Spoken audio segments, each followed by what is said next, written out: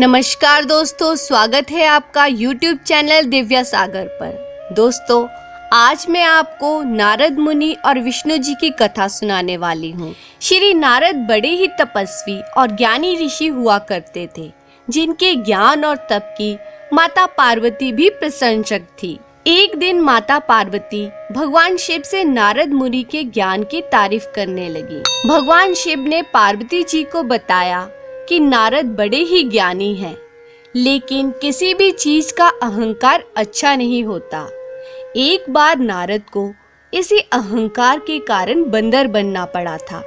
यह सुनकर माता पार्वती को बहुत आश्चर्य हुआ। उन्होंने भगवान शिव से पूरा कारण जानना चाहा। तब भगवान शिव ने बताया, इस संसार में कोई कितना ही बड़ा ज्ञानी हो, लेकिन श्री हरि जो चाहते हैं वो उसे बनना ही पड़ता है।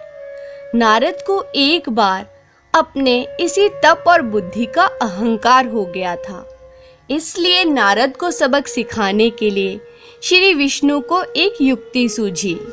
हिमालय पर्वत में एक बड़ी पवित्र गुफा थी। उस गुफा के निकट ही गंगा जी बहती थी। वह पवित्र गुफा नारद जी को अत्यंत सुहावनी लगी। वहां के पर्वत, नदी और वन को देखकर उनके हृदय में श्री हरि विष्णु की भक्ति करने का मन हुआ और वे वहां बैठकर तपस्या में लीन हो गए। नारद मुनि की इस तपस्या से देवराज इंद्र भयभीत हो गए कि कहीं देवर्षि नारद अपने तप के बल से उनका स्वर्ग नहीं छीन लें। इंद्र ने नारद की तपस्या भंग करने के लिए कामदेव को उनके पास भेज दिया। वहां पहुंचकर कामदेव ने अपनी माया से बसंत ऋतु को उत्पन्न कर दिया। पेड़ और पत्तों पर रंग बिरंगे फूल खिल गए। कोयल कूकने लगी और भौरे गूंजने लगे। सुहावनी हवा चलने लगी। रंभा आदि अप्सराएं नाचने लगी। किंतु कामदेव की किसी भी माया का नारद मुनि पर कुछ भी प्रभाव नहीं पड़ा। तब कामदेव को डर सताने लगा कि कहीं नारद मुझे शाप न दे दें, इसलिए उन्होंने श्री नारद जी से क्षमा मांगी। नारद मुनि को थोड़ा भी क्रोध नहीं आया और उन्होंने कामदेव को क्षमा कर दिया। कामदेव वापस अपने लोक में चले गए। कामदेव के चले जाने पर नारद मुनि के मन में अहंकार हो गया कि मैंने कामदेव को जीत लिया। वहां से वे भगवान शिव के पास चले गए और उन्हें अपने कामदेव को हारने का हाल कह सुनाया। भगवान शिव समझ गए कि नारद को अहंकार हो गया है। शंकर जी ने सोचा कि यदि इनके अहंकार की बात विष्णु जी जान गए तो नारद के लिए अच्छा नहीं होगा। इसलिए उन्होंने नारद से कहा कि तुमने जो बात मुझे बताई है उसे श्री हरि को मत बताना। नारद जी को भगवान शिव की ये बात अच्छी नहीं लगी। उन्होंने सोचा कि आज तो मैंने कामदेव को हराया है और ये भी किसी को नहीं बताऊं। नारद जी क्षीर सागर पहुंच गए और शिव जी के मना करने के बाद भी उन्होंने भगवान विष्णु को सारी कथा कह सुनाई। भगवान विष्णु समझ गए कि आज तो नारद को अहंकार ने घेर लिया है। अपने भक्त के अहंकार को वे सह नहीं पाते, इसलिए उन्होंने अपने मन में सोचा कि मैं ऐसा उपाय करूंगा कि नारद का घमंड भी दूर हो जाए और मेरी लीला भी चलती रहे। नारद जी जब श्री विष्णु से विदा होकर चले तो उनका अभिमान और बढ़ गया। इधर श्री हरि ने अपनी माया से नारद जी के रास्ते में एक बड़ा ही सुंदर नगर को बना दिया। उस नगर में शीलनिधि नाम का वैभवशाली राजा रहता था।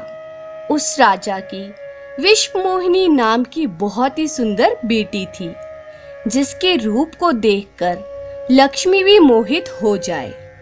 विश्वमोहिनी स्वयंवर करना चाहती थी, इसलिए कई राजा उस नगर में आए हुए थे। नारद जी उस नगर के राजा के यहाँ पहुँचे तो राजा ने उनका पूजन करके उन्हें आसन पर बैठाया। फिर उनसे अपनी कन्या की हस्तरेखा देखकर उसके गुण दोष बताने के लिए कहा। उस कन्या के रूप को देखकर नारद मुनि वैराग्य भूल गए और उसे देखते ही रह गए।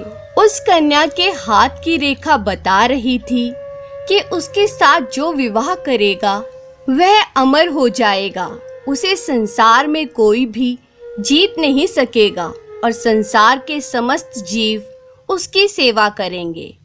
यह बात नारद मुनि ने राजा को नहीं बताई और राजा को उन्होंने अपनी ओर से बनाकर कुछ और अच्छी बातें कह दी। अब नारद जी ने सोचा कि कुछ ऐसा उपाय करना चाहिए कि यह कन्या मुझसे ही विवाह करे। ऐसा सोचकर नारद जी ने श्री हरि को याद किया और भगवान विष्णु उनके सामने प्रकट हो गए। नारद जी ने उन्हें सारी बात बताई और कहने लगे, हे नाथ, आप मुझे अपना सुंदर रूप दे दो ताकि मैं उस कन्या से विवाह कर सकूं। भगवान हरि ने कहा, हे नारद, हम वही करेंगे जिसमें तुम्हारी भलाई हो।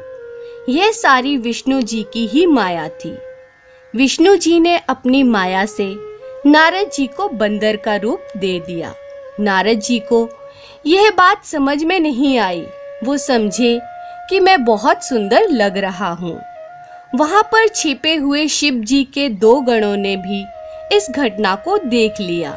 ऋषिराज नारद तत्काल विष मोहिनी के स्वयंवर में पहुंच गए और साथ ही शिव जी के वे दोनों गण भी ब्राह्मण का रूप बनाकर वहां पहुंच गए।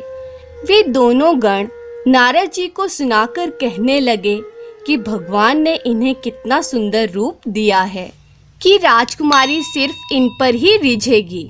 उनकी बातों से नारद जी मन ही मन बहुत खुश हुए। स्वयं भगवान विष्णु भी उस स्वयंवर में एक राजा का रूप धारण कर आ गए। विष मोहिनी ने कुरूप नारद की तरफ देखा भी नहीं और राजा रूपी विष्णु के गले में वरमाला डाल दी। मोह के कारण नारद मुनि की बुद्धि नष्ट हो गई थी। राजकुमारी द्वारा अन्य राजा को वरमाला डालते देख वे परेशान हो उठे। उसी समय शिव जी के गणों ने ताना कसते हुए नारद जी से कहा, जरा दर्पण में अपना मुंह तो देखिए। मुनि ने जल में झांक कर अपना मुंह देखा और अपनी कुरूपता देखकर गुस्सा हो उठे। गुस्से में आकर उन्होंने शिव जी के उन दोनों गणों को राक्षस हो जाने का शाप दे दिया। उन दोनों को शाप देने के बाद जब मुनि ने एक बार फिर से जल में अपना मुंह देखा तो उन्हें अपना असली रूप फिर से मिल चुका था। नारद जी को अपना असली रूप वापस मिल गया था, लेकिन भगवान विष्णु पर उन्हें बहुत गुस्सा आ रहा था क्योंकि विष्णु के कारण ही उनकी बहुत ही हंसी हुई थी। वे उसी समय विष्णु जी से मिलने के लिए चल पड़े। रास्ते में ही उनकी मुलाकात विष्णु जी से हो गई, जिनके साथ लक्ष्मी जी और विष मोहिनी भी थी। विष्णु जी को देखते ही नारद जी ने कहा, आप दूसरों की खुशियां देख ही नहीं सकते। आपके भीतर तो ईर्ष्या और कपट ही भरा हुआ है। समुद्र मंथन के समय आपने भगवान शिव को बावला बनाकर विष और राक्षसों को मदिरा पिला दी और स्वयं लक्ष्मी जी और कौस्तुभ मणि को ले लिया। आप बड़े धोखेबाज और मतलबी हैं। हमेशा कपट का व्यवहार करते हो। हमारे साथ जो किया है उसका फल जरूर पाओगे। आपने मनुष्य रूप धारण करके विष मोहिनी को प्राप्त किया है, इसलिए मैं आपको शाप देता हूँ कि आपको मनुष्य जन्म लेना पड़ेगा। आपने हमें स्त्री से दूर किया है, इसलिए आपको भी स्त्री से दूरी का दुख सहना पड़ेगा। और आपने मुझको बंदर का रूप दिया, इसलिए आपको बंदरों से ही मदद लेनी पड़ेगी। नारद के शाप को श्री विष्णु ने पूरी तरह स्वीकार कर लिया और उन पर से अपनी माया को हटा लिया। माया के हट जाने से अपने द्वारा दिए शाप को याद करके नारद जी को बहुत दुख हुआ, किंतु दिया गया शाप वापस नहीं हो सकता था। इसलिए श्री विष्णु को श्री राम के रूप में मनुष्य बनकर अवतरित होना पड़ा। शिव जी के उन दोनों गणों ने जब देखा कि नारद अब माया से मुक्त हो चुके हैं, तो उन्होंने नारद जी के पास आकर उनके चरणों में गिरकर कहा, हे मुनिराज, हम दोनों शिव जी के गण हैं। हमने बहुत बड़ा अपराध किया है, जिसके कारण हमें आपसे शाप मिल चुका है। आप हमें अपने शाप से मुक्त करने की कृपा करें। नारद जी बोले, मेरा शाप झूठा नहीं हो सकता, इसलिए तुम दोनों रावण और कुंभकर्ण के रूप में महान बलवान तथा तेजस्वान राक्षस बनोगे और अपनी भुजाओं के बल से पूरे विश्व पर विजय प्राप्त करोगे।